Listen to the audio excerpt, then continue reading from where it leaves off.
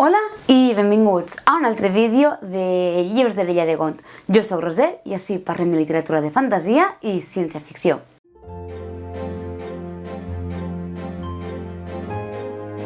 Avui venim a parlar de Exhalació, de Ted Chiang. Ted Chiang era un autor que jo feia bastant temps que volia llegir i tot va venir de quan vaig veure la pel·lícula del 2016, o sigui que ja fa uns anys, The Arrival, l'arribada de Denis Villeneuve. És una pel·lícula de ciència-ficció, per a mi és una de les millors pel·lícules de ciència-ficció que he vist en molt de temps, em va agradar moltíssim. Sé que té molts detractors, jo ho sé molt, m'agrada molt. Ara, que vingues a dir-me que és una pel·lícula de viatges en el temps, no, perquè estic farta. Estic farta de gent que me diu, és que The Arrival és una pel·lícula de... No va de viatges en el temps, no has entès res. No has entès res, no es viatja en el temps en aquella pel·lícula. No es viatja en el temps. Dona igual. La qüestió és que vaig veure aquesta pel·lícula, em va agradar molt i després vaig descobrir que està basada en un relat que és la història de la teva vida o de la seva vida.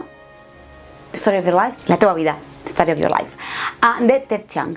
Llavors, com dic, m'han tret moltes ganes de llegir-la perquè a més, si no vaig errada, està publicada per Mai Més Llibres en català. Llavors jo vaig fer en les meves llistes de llibres que vull, vaig afegir dos llibres, Exhalació i la història de la teva vida. Quin llibre m'han regalat? Correcte, Exhalació. Però bueno, no passa res perquè si Exhalació era justament perquè havia llegit que Ted Chiang era un bon escriptor i jo per tant volia descobrir aquest senyor que ens contava, que ens narrava i bueno, doncs de moment llegim este conjunt de relats i ja, doncs, més endavant, ja un dia llegirem la història de la teva vida i ja està, todo bien. Llavors comencem a parlar de Ted Chiang, qui és este bon senyor. Malgrat de ser d'origen xinès, ell va néixer a Nova York l'any 1967. Va estudiar ciències computacionals, això m'ho acabo d'inventar totalment. Va estudiar ciències de la computació a Brown i avui en dia compagina la seva feina com a escriptor de ficció amb la seva feina d'escriptor de manuals tècnics de programari, és a dir, escriu sobre software. I és que ja es veu que el seu interès, la seva formació està molt present als llibres que publica. De fet, com a curiositat, l'any 2023 va aparèixer a la llista de la revista The Times com una de les 100 persones més influents en quant a intel·ligència artificial. La cosa també, com ara comentarem, veiem present els seus relats. Entre altres coses, ell ha sigut guanyador de 4 premis Hugo, 4 premis Nebula, 6 premis Locus i també del John W. Campbell for New Writers Award, com dic, entre molts altres. Per tant, ja podeu veure que la crítica ja l'avala, és un gran escriptor. A més de que també sé que té molts seguidors. Llavors, ell en alguna entrevista es va explicar que el que li agrada de la ciència-ficció és que pot convertir en històries les grans preguntes filosòfiques. Per tant, així tenim una pista de quina mena d'històries de ciència-ficció ens narra, no? I justament aquesta ciència-ficció que a mi m'agrada és en la qual sí utilitza contextos de ciència-ficció per a narrar-nos qüestions que ens afecten avui en dia. I una cosa que també m'agrada molt que expliquen és que en molts casos no es tracta de contextos futuristes, sinó que es tracta d'uns contextos d'avui en dia o fins i tot del passat, on ell introdueix tecnologies, no?, per a plantejar-nos aquestes preguntes més filosòfiques, més de la natura de l'ésser humà.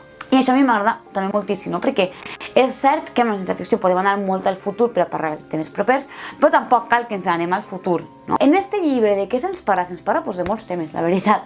Entre altres, per exemple, se'ns parla del destí, del concepte de destí, del lliure albir de l'ésser humà, se'ns parla de la condició humana, se'ns parla també de la nostra responsabilitat quant a la possessió de certes tecnologies i també, per exemple, hi ha un capítol que ens parla de la responsabilitat quant a la IA, quant a la intel·ligència artificial, en el sentit de que si creem una intel·ligència som responsables, no podem simplement eliminar-la, borrar-la quan ens cansem d'ella, perquè encara que no sigui una vida orgànica és una vida que hem creat i per tant s'han de fer responsables. I en aquest sentit m'ha agradat bastant, m'ha agradat molt el llibre. També he de dir que, clar, és un llibre de relats. Cada relat és diferent, tant per la temàtica, per l'estil, pels personatges. Llavors he de confessar que hi ha hagut un parell d'històries que a mi m'han deixat freda. No, mira, no m'han arribat en cap sentit. Un poc li llegia i pensava, mira, acaba que vull passar a la següent. No vull dir que siguin roïns, no crec que siguin de mala qualitat, simplement la història a mi no m'ha arribat, o bé la temàtica no m'arribava, o potser n'hi havia una que bàsicament és que no la vaig entendre. Massa tecnologia allà, no m'entrava. Però en general sí que m'han agradat els contes, sobretot vaig a dir-vos uns quants, només els noms, així que no vaig dir realment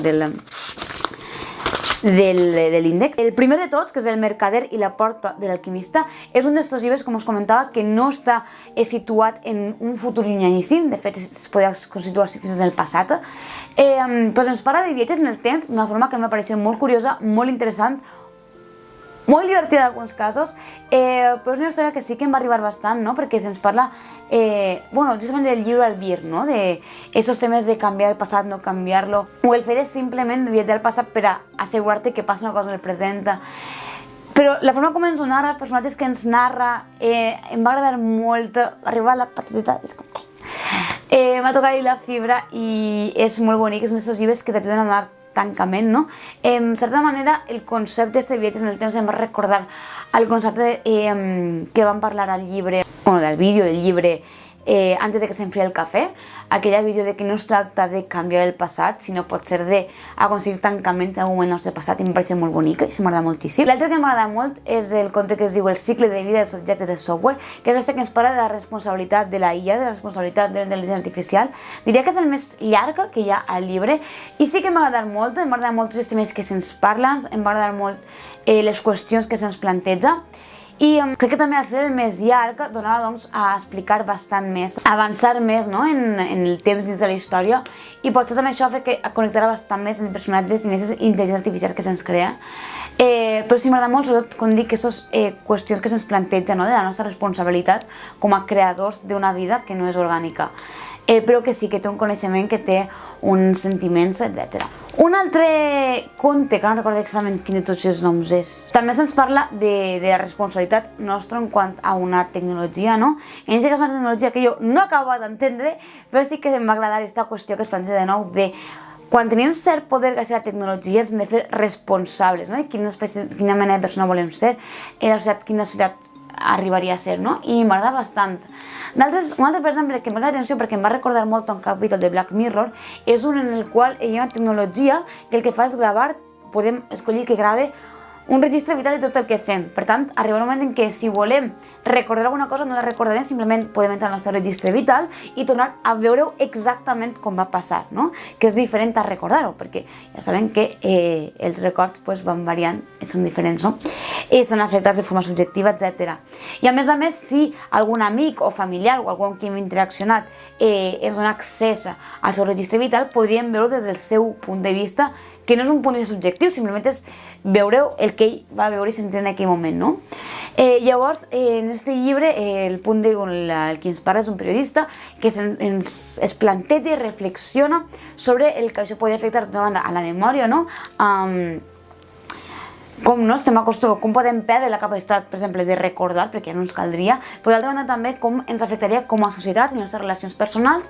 I és una història que va jugant amb aquesta part, amb aquesta història d'aquest periodista que va investigant per el seu compte, com proves, testejos de realment com la nostra memòria, com és fiable, com pot afectar la nostra vida, amb una història que s'explica que és inventada, però que va de quan els colonitzadors van portar a una sèrie de tribus d'Àfrica l'escriptura, no? I llavors com aquesta nova tecnologia també va afectar a la forma com ells recordaven i pensaven, no? I llavors a mi m'agrada molt aquesta part perquè a més ens parla. Clar, pot ser, no és la tecnologia que la coneixem avui en dia, però bueno, l'escriptura és una tecnologia al cap i a la fi. I com la diferència entre la realitat i la veritat, el que és veritat per una persona, perquè no qui diu no, perquè per a ell el que s'ha dient és veritat. I aquesta diferència que feia, no? I que de repente deixa d'existir en el moment que hi ha escriptura, perquè només n'hi ha una veritat i només hi ha una realitat, no? I és un poc en contraposició, doncs, amb això que era la realitat i que era la veritat, no? El que un recorda per ell és la veritat, però potser no és la realitat. Ara que tenim els registres, ja només hi ha una cosa, ja no n'hi ha dos. I com això afecta, per tant, com dic, a les relacions humanes. Em va agradar molt també, este llibre, este conte, em va agradar moltíssim. Doncs, clar, en general, sí, m'ha agradat més, tot i que pot ser, com dic, no he connectat amb alguns contes, no li trau valor al llibre, perquè crec que tots ells m'agrada menys la història, és la qualitat literària està ahí, és alta, està molt ben escrit, ell sap molt bé buscar les paraules, el ritme en cadascun dels seus contes. A més, jo crec que és molt important sobretot el ritme quan parlem de relats, perquè amb molt poques paraules expliquen moltíssim, i això crec que ho fa molt bé, fa molt magníficament. M'agrada molt la gran diversitat d'històries, no només ja de la història que ens conta, sinó dels personatges, dels contextos, realment de coses propers i molt llunyans. La imaginació que té este home és impressionant. I, òbviament, vos vinc a recomanar este llibre, que jo crec que a les altures ja s'haureu llegit tots, de nou us recomano que us recorde que l'ha publicat Mai Més en català. I ara volia saber què opineu vosaltres. Jo, com ja vos he dit, sé que n'hi ha molts seguidors ahí fora de Ted Chiang, per tant, deixeu-me si heu llegit Exhalació, si heu llegit La història de la teva vida, què en penseu, què vos ha paregut, quin ha sigut el vostre relat preferit d'Exhalació, i ja que estem, heu vist Arrival? A vosaltres vos ha agradat la pel·lícula o no? M'ho deixeu en comentaris com sempre, i ja sabeu que si vos ha agradat el vídeo, doneu-li m'agrada i subscriviu-vos al canal.